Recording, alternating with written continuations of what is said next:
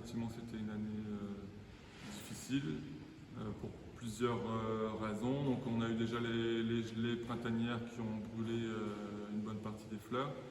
Et après, donc, principalement, c'était à cause de la pluie.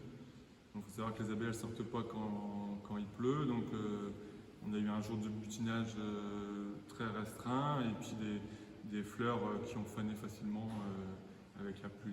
Et on a aussi des difficultés au niveau de l'élevage de rennes. Donc, il faut savoir que les rennes ont 15 jours après la naissance pour se faire féconder en extérieur par beau temps. Et donc là, du coup, c'était compliqué pour avoir des bonnes fécondations, quoi. On a eu un printemps, une année particulièrement sèche, avec un printemps qui a été chaud, et donc une grosse production ce printemps.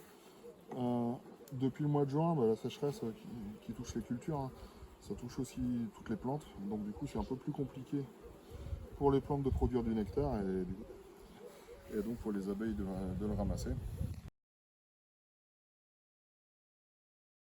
Donc on ne peut pas trop agir au niveau de la météo, on subit, hein, comme dans le monde agricole en général. Par contre, on peut pallier les années difficiles avec la technique. Et donc, voilà, le truc le plus important, c'est de se former.